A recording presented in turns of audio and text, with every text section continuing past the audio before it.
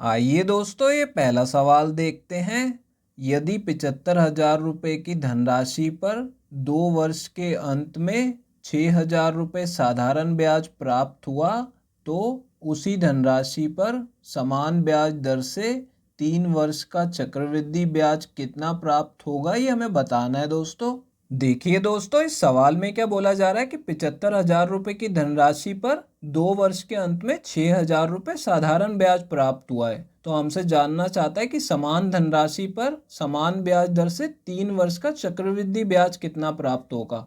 अब देखिए दोस्तों, इस सवाल में हमें दर नहीं दी गई है और सबसे पहले हम दर निकालेंगे। ठीक है, अगर हमें दर निकालनी है तो हमें 1 वर्ष का साधारण ब्याज पता होना चाहिए। 2 वर्ष का साधारण ब्याज कितना है? 6,000। तो 1 वर्ष का कितना हो जाएगा? 3,000 रुपये। ठीक है, तो यहाँ पे देखिए 3,000 रुपये 1 वर्ष का साधारण ब्याज हो गया और इसे हम मूलधन से भाग कर देंगे, यानी कि 75,000 से भाग कर देंगे और 100 से गुणा कर देंगे। ठीक है, तो इससे हमें दर पता लग जाएगी। यहाँ पे देखिए 3 जीरो से 3 जीरो कट जाएंगे और 3 से 75 को काटेंगे तो ये 25 पे कट जाएगा। ठीक है, और 25 से 100 को काटेंगे तो ये 4 पे कट जाएगा, यानी कि दर हमने निकाल ली कि 4% की दर से हमें ब्याज मिल रहा है। ठीक है, अब देखिए इसे आगे कैसे सॉल्व करेंगे। अब क्योंकि यहाँ पे हमें 1 वर्ष का साधारण ब्याज पता लग गया है तो हम इसमें ट्री मेथड लगा देंगे। ठीक है, तो यहाँ पे देखिए पहला वर्ष, दूसरा वर्ष और तीसरा वर्ष, तो हम इसे ट्री मेथड से सॉल्व करेंगे।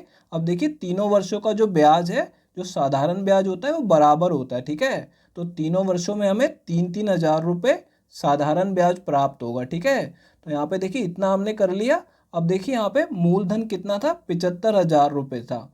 अब हमने यहाँ पे दर निकाली है, इससे हमें क्या पता लगा कि जो हमें 1 साल में 4% का ब्याज मिल रहा है। ठीक है, यानी कि मूलधन पे जो 3,000 ब्याज मिला है ये इसका 4% है। ठीक है, अब आगे भी ब्याज हमें 4% की दर से ही निकालना है। तो देखिए यहाँ पे अब अगले वर्ष में हमें क्या होगा? ब्याज पे भी ब्याज मिलेगा, यानी कि 3,000 का हमें 4% निकाल लेना होगा। तो देखिए यहाँ पे जब भी हमें यहाँ पे प्रतिशत में निकालना होता है तो इसे मन से ही सॉल्व करेंगे।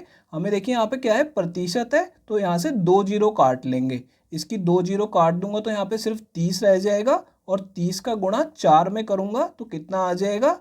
120 रुपये आ जाएगा। ठीक है, अब देखिए दोस्तों यहाँ तक हमने कर लिया। अब इसके नीचे वाली वैल्यू हमें क्या करना होता है? डबल करके लिखनी होती है। ठीक है, तो 120 का 2 गुना करेंगे तो कितना आ जाएगा?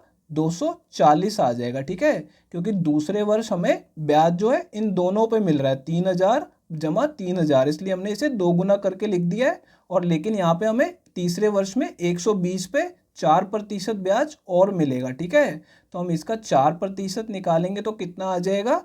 120 को आप 4 से गुणा कर लीजिए। ठीक है, तो 120 को 4 से गुणा करेंगे तो 480 और नीचे ये जो 2 जीरो होंगी, ठीक है, इसका दशमलव लगा देंगे तो कितना आ जाएगा? 4.80 आ जाएगा। ठीक है, अब देखिए इन सबको जमा करने पे हमें चक्रवृद्धि ब्याज मिल जाएगा। तो देखिए इन तीनों को जमा करेंगे तो सीधा 9,000 आ जाएगा। तो पहले इन तीनों को जमा कर लेते हैं। तो देखिए 240 और इसको जमा करेंगे तो 360 और 4 जमा करेंगे तो कितना आ जाएगा? 364.80 आ जाएगा। ठीक है, और 9,000 रुपये ये हैं तो यहाँ पे 9 लिख देंगे। तो देखिए यहाँ पे कितना आंसर आ गया? 9,364 रुपये 80 पैसे। तो दोस्तों ये हमारा इस सवाल का आंसर आ गया। ये दूसरा ऑप्शन करेक्ट है। आइए दोस्तों, ये अगला सवाल देखते हैं। किसी धनराशि को चक्रवृद्धि ब्याज पर 15% वार्षिक दर से 2/1/3 वर्ष के लिए निवेश करने पर 6,218 रुपये चक्रवृद्धि ब्याज प्राप्त होता है, तो वह धनराशि कितनी है, ये हमें बताना है दोस्तों।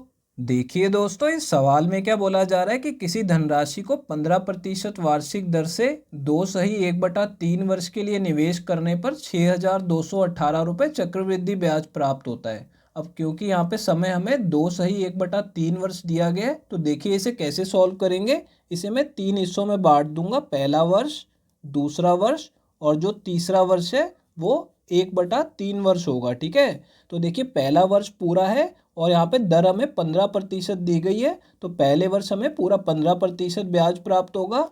दूसरे वर्ष भी पूरा 15% ब्याज प्राप्त होगा।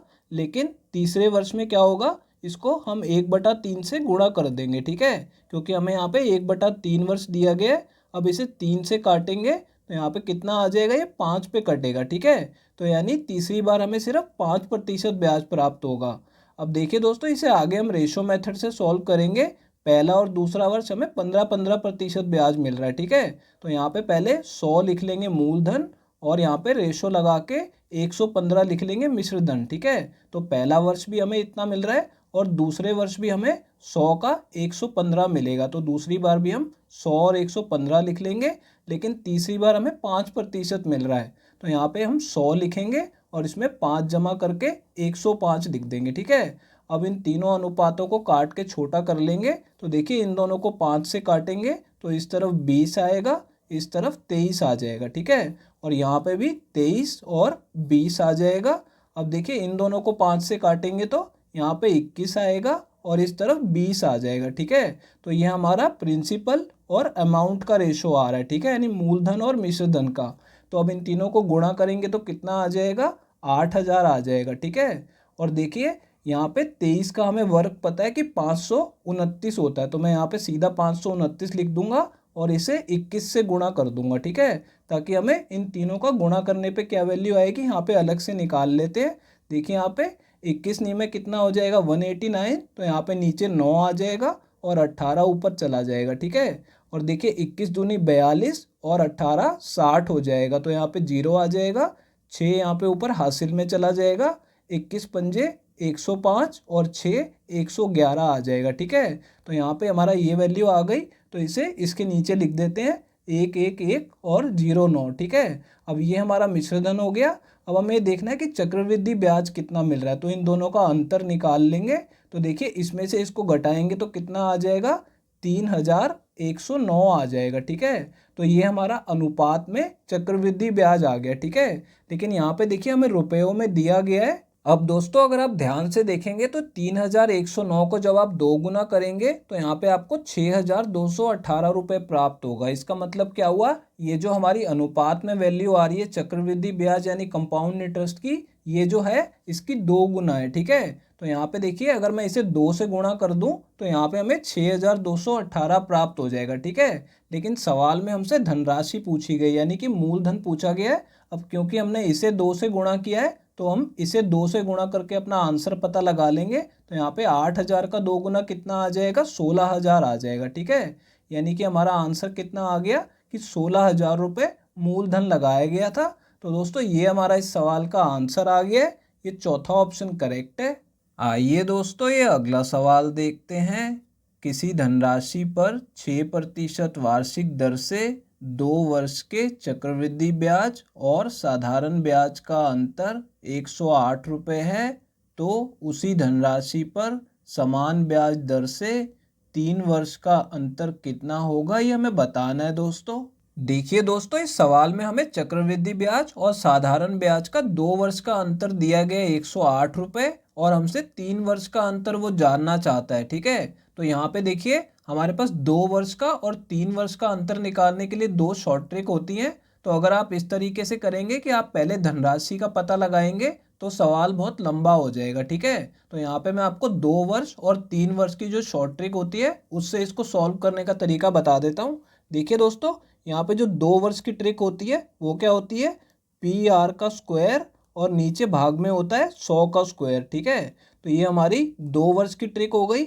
अगर मैं इसमें यहाँ पे लिख दूँ 300 और जमा में R लिख दूँ और इसे 100 से भाग कर दूंगा तो ये आपको पता होगा कि ये 3 वर्ष की ट्रिक होती है। अब देखिए दोस्तों क्योंकि हमें यहाँ पे 2 वर्ष का अंतर 108 रुपये दिया गया है तो ये जो 2 वर्ष का अंतर होता है इसकी जगह पे मैं 108 रुपये सीधा लिख दूंगा, ठीक है। तो यहाँ पे हमने लिख लिया 108 रुपये और इसमें हम वैल्यू डाल देंगे। यहाँ पे दर हमें कितनी दी गई है, 6 दी गई है, तो 300 जमा 6 कर देंगे तो यहाँ पे कितना आ जाएगा, 306 और बटे में 100 आ जाएगा, ठीक है। अब आपको इसे और काटना नहीं है क्योंकि नीचे 2 जीरो हैं तो हम दशमलव लगा लेंगे।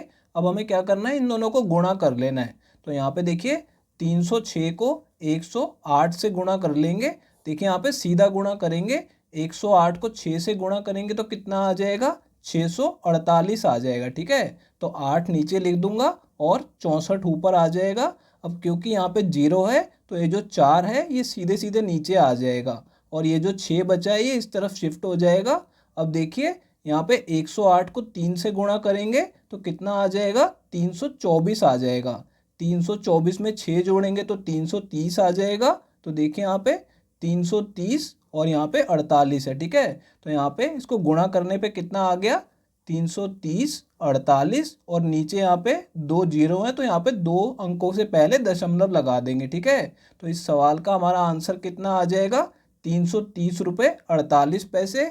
तो देखिए दोस्तों, ये तीसरा ऑप्शन करेक्ट है। दोस्तों अगर ये वीडियो आपको पसंद आई हो तो इसे लाइक कर दीजिए, और दोस्तों अगर आप लोग चैनल पे नए हैं तो चैनल को सब्सक्राइब जरूर कर लीजिएगा, और दोस्तों नोटिफिकेशन बेल को दबाना बिल्कुल मत भूलिएगा। तो दोस्तों इस वीडियो को यहीं ख़त्म करेंगे, आपसे मिलते हैं अब अगली वीडियो में।